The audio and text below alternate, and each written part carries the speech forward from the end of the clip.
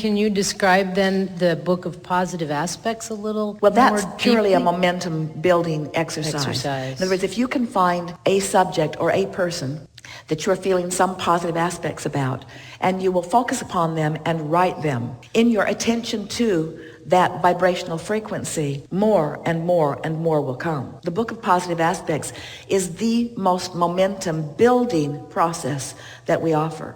Rampage of Appreciation also, but the book of positive aspects is the primary tool for building momentum. So I think I heard you say before in a CD that I listened to that writing is actually an anchoring, and I don't mean by a grounding thing, but something. It's a stronger focus. It is a stronger focus. First of all, it slows you down, causes you to be more deliberate about your focus. Mm-hmm. You can even write and reread what you've written with the intention of just savoring the deliciousness of it. Esther created for herself a computer program because she can type really fast. Yeah. And sometimes when she's really rampaging and the thoughts are really flowing fast, she wanted to keep up with them.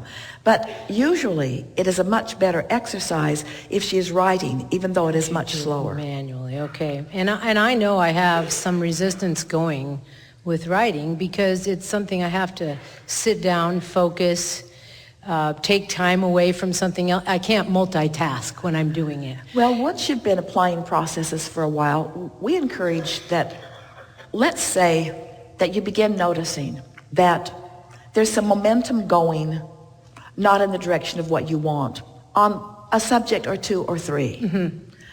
Well, if we were standing in your physical shoes, we'd dig out the processes and we'd start more deliberately applying them. But after a little while of doing that, we would set them aside, figure that we're tuned up as best that we can be. You don't take your car to the repair shop every day. No. If it's good to change the oil every 30,000 miles, then it must be better to do it every day. Well, I really like the idea of applying the processes and then watching what unfolds as well. We like that so too. Much fun. But after a while, don't you want to assume that the process has done its work and that you've got it?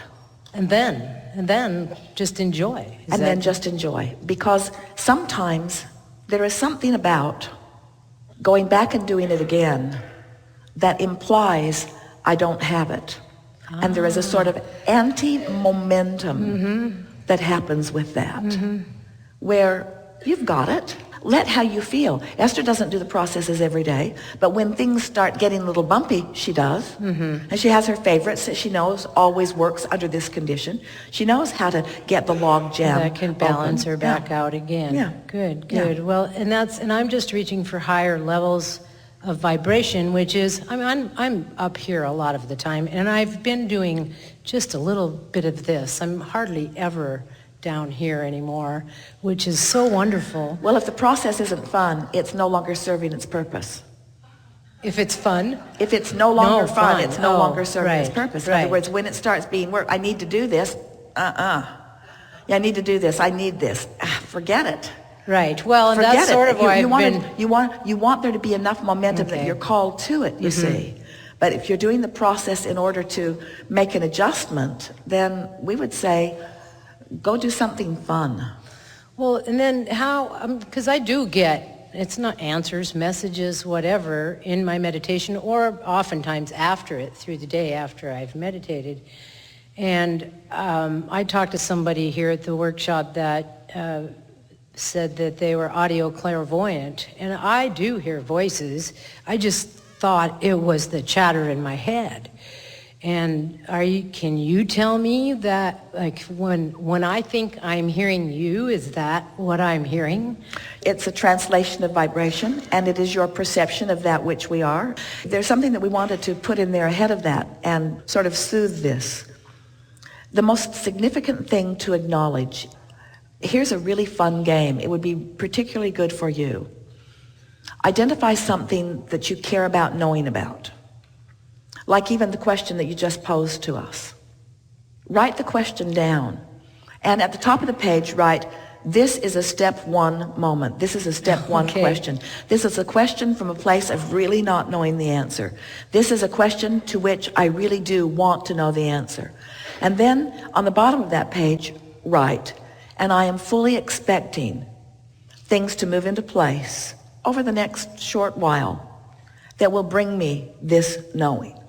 Now, what will happen by focusing on that question, not demanding the answer come right now, giving yourself the latitude for it to come over the next few days, you will be surprised and delighted to see how many ways the universe will bring that answer to you.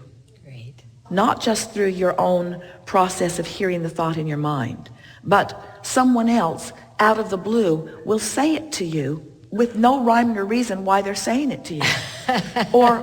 or you'll see it on a billboard or on the side of a bus. All kinds of things, because the universe is yielding to you through the path of least resistance, whatever you're wanting. And isn't that the treasure hunt that you want to be on? Do you really want to sit around in quiet, dark rooms with incense burning in order to tune in to the mysteries of the universe?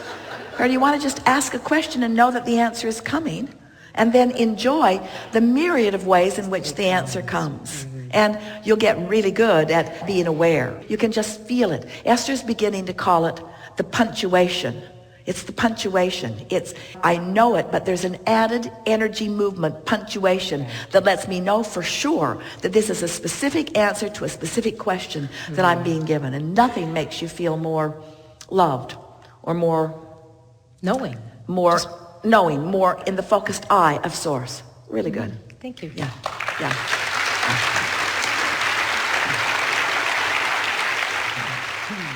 I'll be right.